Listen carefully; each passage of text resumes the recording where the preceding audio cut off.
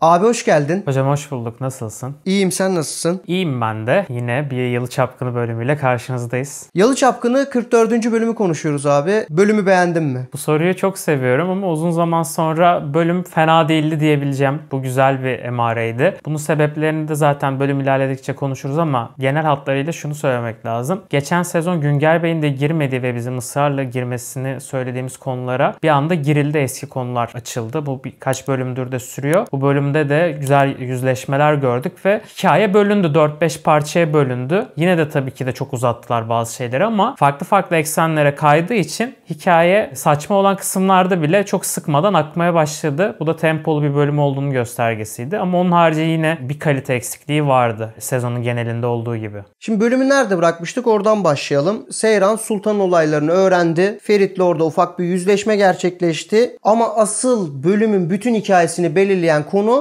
Kazım'ın Suna ile Kaya'yı yakalamasıydı. Bu aslında bütün bölümün konusuydu. Ne oldu? Kazım'ın basma sahnesini gördük. Daha sonrasında Suna Yalı'dan kaçtı ve ondan sonra parkta tam böyle karşı karşıya geldiklerinde Kaya devreye girdi ve o sırada Suna şu cümleyi kurdu. Evleneceğiz, niyeti ciddi Kaya'nın dedi ve aslında bölümün hikayesi ortaya çıkmış oldu. Burada ateşe attı biraz Kaya'yı ama Kaya da zaten geri adım atmadı. İfaket'in burada planı hala tıkır tıkır işliyor. Tabii Kaya'nın da bir planı da olduğu apaçık. Şunu söylemek lazım tabii ki o kısımda. Geçen bölüm herkesi döven adam şimdi Kazım Ağa'ya diş gösteremedi parkta. Bu da birazcık mantık hatasıydı. Yani hani çok iyi bir dövüşçü olarak görmüştük Kaya'yı açıkçası. Misafirlerimiz de burada. O yüzden de bu bölüm şaşırttı beni. Bu olay tabii ki de Suna'nın bunu demesi için eklenmişti. Suna da mahcup hissetti tabii ki. Bölüm boyunca dedi ki sen emin misin evlilik kararından falan. Ama Kaya da hiç geri adım atmadı açıkçası. İlerleyen zamanlarda onların bir nişanını görebiliriz yılda. O plan çok hoşuma gitti benim. Kazım'ın yakaladıktan sonra parka doğru geçen süreç, işte takip sahnesi var, kamera çok hareketli, plan hiç kesilmiyor falan gibi güzel şeyler gördük. Bölümde genel anlamda reji açısından farklı tercihler gördük. Kesinlikle öyleydi. Ferit'in eve dönüşleri, işte dışarıdaki planların daha kısa kesilmiş olması. Bunlar çok önemliydi bence. Çünkü şunu fark etti bence yönetmen de. Senarist bazı sahneleri çok uzun yazıyor. Ben ne kadar daha dinamik olursam bu süreç içerisinde daha iyi yaparım diye düşünmüş olabilir ve bu da iyi şeyler kattı bölüme. Bu bölüm kesilen yerler de güzeldi kurguda bence ekstra. Bazı yerlerde devam ettirebilirsin. Onları devam ettirmeyip kesmesi çok iyi olmuş. Böylece iyi bir şekilde böldüler aksiyonu. Bir de tabii aksiyonlu da bir bölüm dediğin gibi. Çok kovalamaca sahneleri vardı. Her zamanki gibi tabii ki bir şiddet sahneleri de vardı çok tasvip etmediğimiz. Onun yanında ne olacağını merak ettiğimiz sahneler de vardı bu bölümde. Bu bölümde dikkat çeken mevzu aslında Suna ile Seyran arasındaki gerilimdi. Zaten bölüm sonuna doğru da bu gerilim tavan yaptı. Ayrıca Kaya Suna, Ferit Seyran'ın bir yüzleşme sahnesi vardı. Burada Ferit'in abi çıkışı dikkat çekti. Evet, ilginç bir çıkıştı. Orada tabii ki de yakınındaki bir kişiyi koruması güzeldi Ferit'in baktığımızda ve Suna'ya dediklerini ben çok beğendim açıkçası. Kaya'nın aslında bir planı olduğunu falan söylemeye çalıştı. Ama Suna kafaya koydu bu durumu ve Suna'ya da bu bölüm hak verdim. Bu arada Beril Pozam'ı da şu ana kadar ne kadar az kullandıklarını da görmüş olduk. CV'sine de baktığımızda çok kaliteli bir oyuncu. Kullanabildiğinizde de sizi pişman etmez. Seyran'la olan o sahneler çok iyiydi. Özellikle gardıroptaki eşyaları boşalttığı falan, işte bunlar hepsi senin artıklarını giyiyorum falan demesi. Hep ikinci planda olan Suna olarak kalması falan. Çok bekledik böyle bir sahneyi abla kardeş arasında. Aralarının açılması gerekiyordu bir noktada. Seyran'ın daha yalnızlaşması hikaye bazında zaten olağan süreçte ilerleyecek bir şeydi. Bu bölüm işbirlikleri falan da güzeldi kendi aralarında, işte mesela Ferit'le İfaket'in işbirliği falan vardı. Bu yüzden de bölümde 3-4 tane merak ettiğimiz farklı olay oldu. İşte İfaket'le Nükhet'in kapışması vardı. Suna'yla Seyran'ın kapışması vardı. Ferit'in zaten olayları sindirmesi vardı. Bir de gazeteciyle olan bir çatışması vardı. Halis Ağa'nın bütün bunları öğrenme süreci vardı. Evliliğe giden bir sürecin öğrenilmesi vardı. Vardı da vardı bu bölüm. Biraz biriken şeylerin patladığı bir bölümde. O yüzden de tempolu oldu. Peki sana şöyle bir sorum var. Yapım tarafında baktılar ki AB kitlesi bu diziyi terk ediyor. Sanki Total'e oynamak için sürekli bir şiddet merakı devreye girmiş olabilir mi? Ya bu bayağıdır var yani, bir 7-8 bölümdür var. Geçen sezon son bölümlerinde de bu vardı yani. Burada da tabii ki Kazım Ağa'yı birazcık kullanıyorlar bu olaylar. Ama bu bölümde anormal bir şiddet vardı. Yani Kazım Ağa bir ara zaten herkesi dövdü. Beril Pozam'ın çıldırışı var. Kaya'nın çıldırması var. Ferit zaten sürekli çıldırıyor falan gibi bir sürü durum varken hani hem şiddet hem de kişilerin psikolojik olarak atak geçirmeleri tarzı sahneler seyrediyoruz. seyrettik bu bölümde. Tabii şimdi yine reytinglere baktığımızda yine artmamış. AB ve ABC1. Total hep artıyor. Her hafta artıyor. Yani Total'in seveceği işte tabii ki de bir senaryo yazımına gidiyorsun. Tabii ki de bir yapım kararı da olabilir. Senaristlerin belki dili de böyle olabilir. Ama hani ben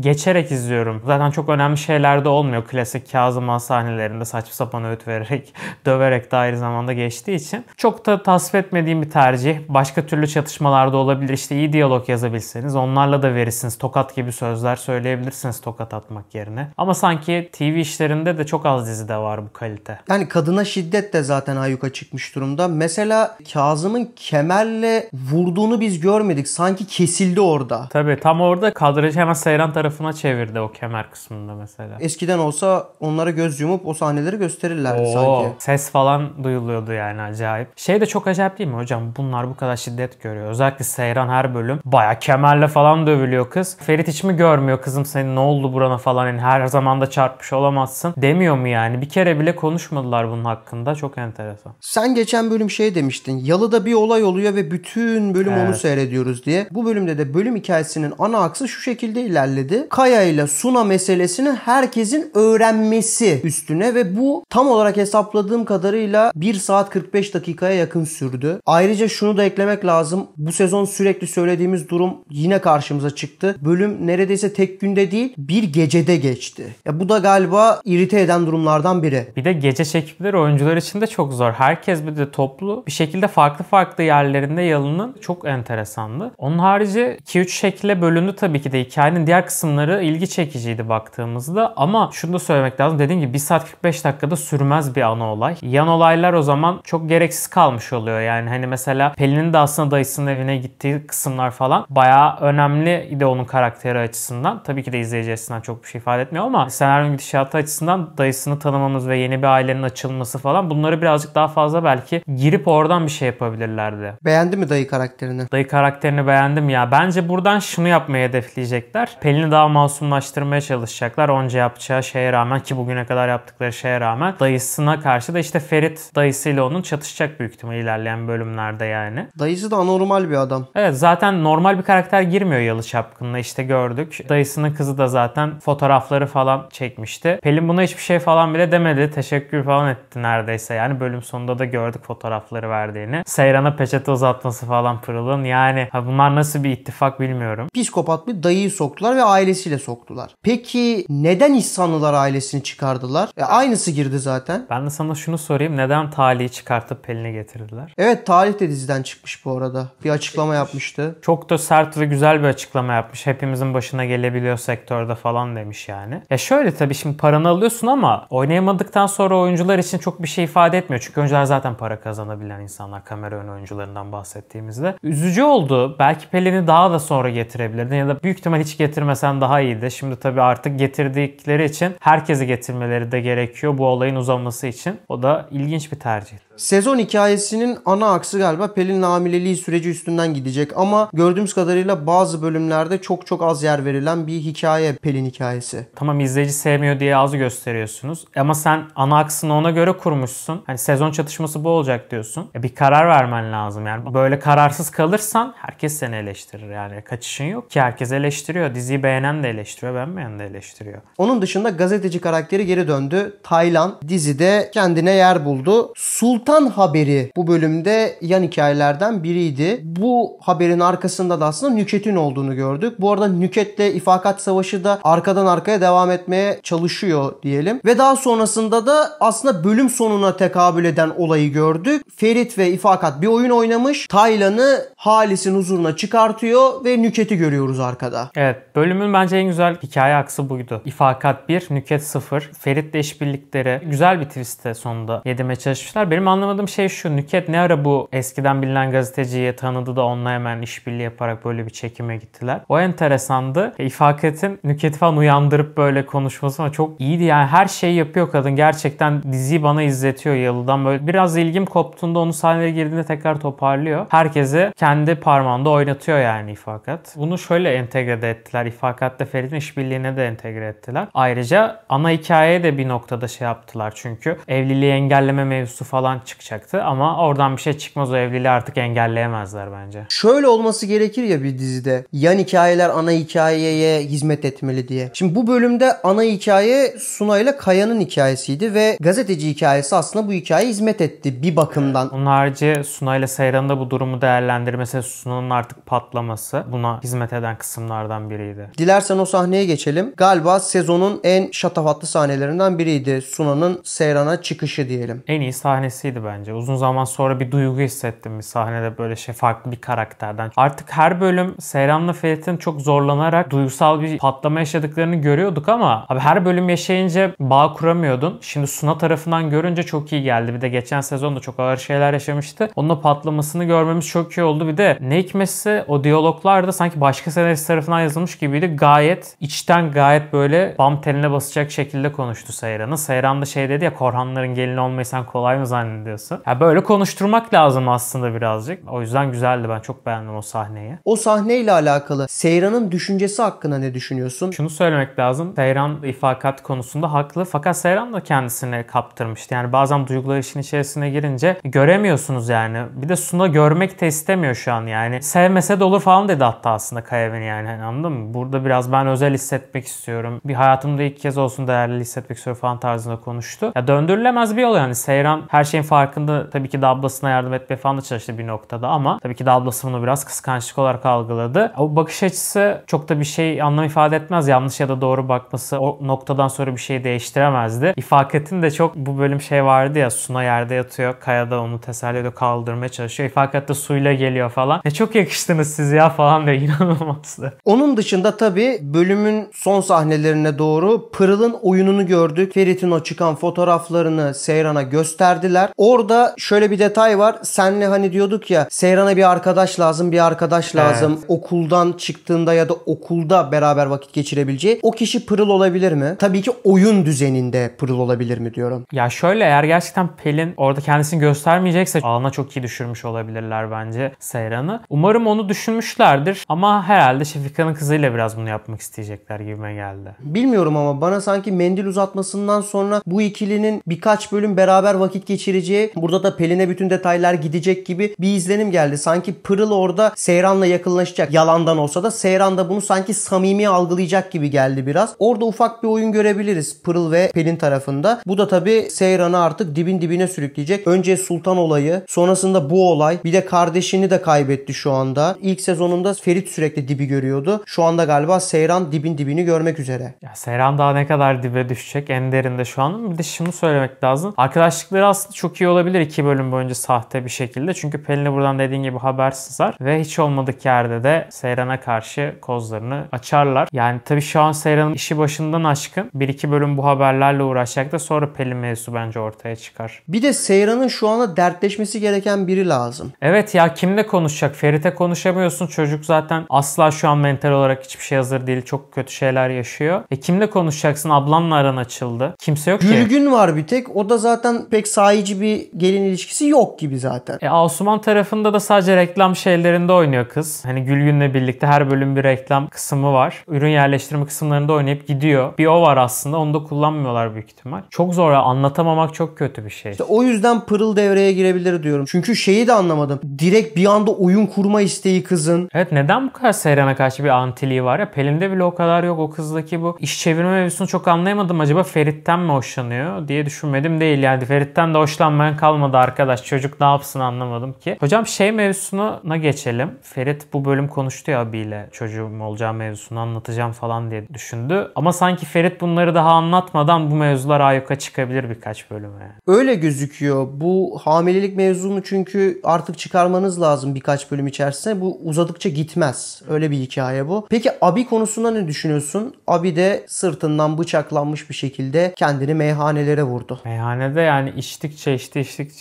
Sonra da benim yüzümden oldu falan dedi. Ne acaba onun yüzünden oğlum? Yani şöyle bir şey olabilir mi acaba? Ferit'e karşı bir oyunun içinde dahil mi oldu abi? Ve ondan sonra da hani benim yüzümden oldu bu olay gibi bir yere mi gitti bilmiyorum. Ferit'e acaba böyle bir şey yapar mı? O da yaparsa en güvendiği dal kırılır Ferit'in yani. Zaten güven problemleri olan bir çocuk. Bazı konularda da haklı. Ve Seyran'ın bu bölüm şunu sorması çok iyiydi. Yani bak bunu atlayacaklar diye korkuyordum. Çünkü sahiciliği çok fazla yitirilmişti dizinin ama bu bölüm şunu sorması güzeldi. Sultan'ın küçük çocuğu senden mi Ferit falan dedi. Sonunda ya yani hani bunu düşünebildi birisi ve bunu yazmışlar diyaloğu. Ferit de hayır falan dedi yani. Aylardır şu çocuğun artık Ferit'ten olduğunu konuşuyoruz. Vakti geldi. Bu arada hala çıkma ihtimali var ki. Ferit bilmiyorum falan dedi yani sonuçta çocuk hakikaten bilmiyor olabilir. Son olarak da yaklaşık 1,5 saat ortalıkta gözükmeyen Orhan var. Herhalde bir konser ya da bir şarkı durumu falan var Emre Altun'un. Çünkü normalde Yalı'da olması lazım bu adamın. Hiç ortada yoktu. Son anda geldi. Ev bakmış Dicle'ye. Güzel ev. Beğendim ben. Yani Orhan zevkli bir adammış. Hani Dicle'yi de boş geçmediğini görmüş olduk Orhan'ın yani. O hikayede orada ufak ufak ilerliyor. Bakalım sonucu ne olacak? İlerleyen bölümlerle alakalı düşüncelerin neler? Çünkü bu bölümde beklemediğimizden fazla olay gerçekleşti. Ama farklı bir ana aksın etrafında döndü bu olay. Muhtemelen daha fazla hikaye açılımı göreceğiz önümüzdeki bölümlerde gibi gözüküyor. Ya tabii ki de hikaye açılımları göreceğiz. Bu bölüm kadar her hafta tempolu yapamazsınız. Çünkü birikmiş bölümlerin de getirdiği hikayelerin bir anda açılıp kapandığını falan gördük. Seyran için işler daha da kötüye gideceğe benziyor. Şu 4-5 bölüm boyunca. Ferit'in de iş yapacağı insandır işte ifakat gibi falan. Ne kadar sırtını dayayabileceği insanlar çok emin değilim. Sunay'la Kaya'nın da artık ilerleyen birkaç bölüm içerisinde bir nişan olur. Ondan sonra da bir düğüne doğru gider. Çünkü Kazım abi bunun peşini bırakmayacaktır. Namus meselesi haline getirdi durumu. Sunay'la Kaya'yı yakıştırıyor musun abi? Abi ben çok yakıştırıyorum. Çünkü ikisinde de bir sinsilik var. Böyle ikisi de sevilmemiş, hep itilmiş evlatlar gibi duruyor ya dışarıdan böyle baktığımızda. Şimdi Kaya Ferit'e nazaran ikinci sırada. Suna da hep ikinci sıradaki evlattı. Bu öfkeden yani güzel bir aşk da doğabilir yani ikisinin arasındaki beklentilerle hani şeye gidebilir hırs yapıp yani bu Yalı'nın en sevilen ikilisi biz olalım yani. Halis Ağa'nın gözcüsü biz olalım'a gidilebilir. Kaya'nın da biraz evlenme amacı sanki bir noktada öyle gibi hani ben ilk çocuğu vereyim varisi falan sanki ben olayım şey gibi. Ama burada tabii ki de şunu bilmiyor yani Ferit'in belki de çoktan çocuğu olmuş olabilir eskiden